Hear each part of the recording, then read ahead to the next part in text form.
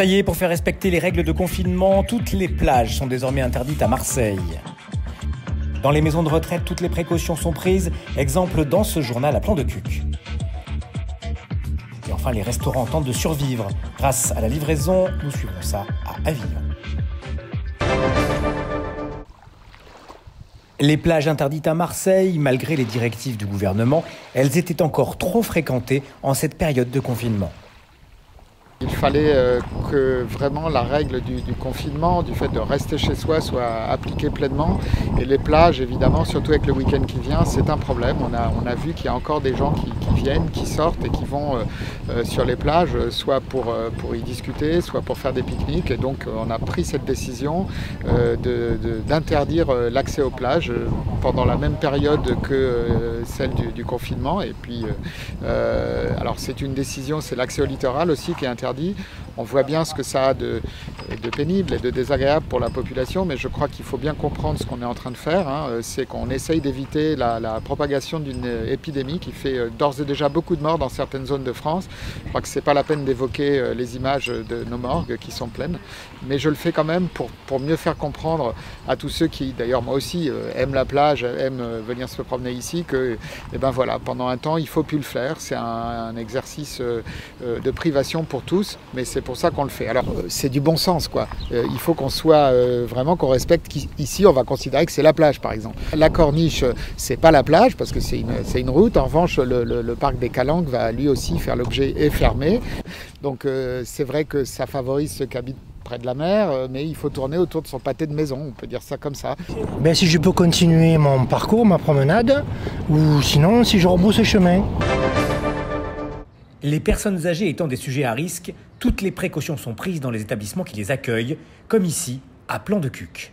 On avait devancé les consignes en ayant bien pris conscience de la situation actuelle et demandé depuis maintenant 10 jours aux familles de ne plus intervenir sur l'établissement. Seuls sont autorisés à pénétrer dans l'établissement le personnel médical éventuellement si en cas de nécessité évidemment, et le personnel de laboratoire d'analyse médicale. Alors le plus dur, c'est le climat qui est assez anxiogène, d'autant plus que nos résidents se documentent, regardent les médias en permanence. Nous, on fait beaucoup de social, beaucoup de terrain, donc c'est-à-dire qu'on rassure en permanence, on réexplique en permanence. On a fait hier une réunion auprès de nos résidents pour réexpliquer les consignes sur notre établissement, répondre aux éventuelles interrogations. Mais on sent que le climat est effectivement assez anxiogène. Donc on rassure en permanence, on réexplique. Ça l'est d'autant plus du fait que les familles ne peuvent pas venir. Si un cas était décelé au sein d'une maison de retraite, la procédure, évidemment le personnel soignant nous appelle. Et la procédure, c'est isoler le patient dans sa chambre, lui surveiller la température 2 fois par jour, surveiller son état de conscience. Il tousse, on le confine dans sa chambre, c'est-à-dire qu'il prend ses repas en chambre. Le personnel soignant qui rentre dans sa chambre doit être vraiment protégé avec un masque, avec des gants. Et maintenant, on vient de recevoir des combinaisons que l'on jette une fois qu'on sort de la chambre.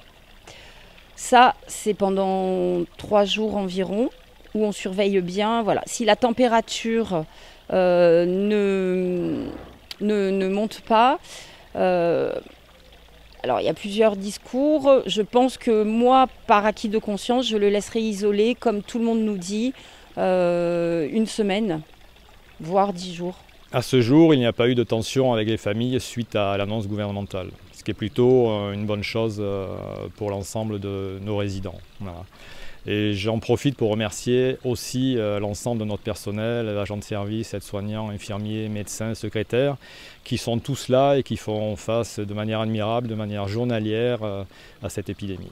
Alors, en termes d'absentéisme, on n'a aucun absentéisme, donc je les remercie vraiment parce que c'est pas évident de travailler dans ces conditions. Et tout le monde est très très solidaire de cette pandémie. Si beaucoup de restaurants travaillent avec Uber Eats pour les livraisons, d'autres ont trouvé des solutions, épiceries de quartier, pizzeria. Eux ont dû se mettre au vélo et livrent à domicile pour pouvoir continuer leur activité. Bon, pour l'instant, on fonctionne que pour importer avec des livraisons avec nos amis de Pop Messenger. Et donc pour l'instant on est obligé, si on veut rester ouvert, on est obligé à faire comme ça. Non, pour l'instant pas beaucoup, vraiment, parce que je crois, parce qu'on a des bouts, etc. Donc il y a encore un peu la peur. On ne peut pas bouger de la maison et donc pour l'instant on vient d'offrir ce service. On ne marche pas encore très bien, mais on espère bien qu'il va marcher. David propose donc ses services grâce à Pop Messenger, un service de livraison 100% vélo. Notre service se positionne comme une prolongation en fait de l'acte de vente des boutiques, puisqu'elles font face à une demande d'approvisionnement. Il y a toujours l'acte d'achat de leurs clients, mais par contre très peu de possibilités d'arriver en boutique. Donc pour celles qui n'ont pas le click and collect via un site internet, il y a des mises en place de services de précommande et donc nous on s'occupe de la part livraison. Alors nous on a vu fleurir effectivement un petit peu plus de demandes. Il faut savoir qu'il y a autant le côté pratique que le côté écologique.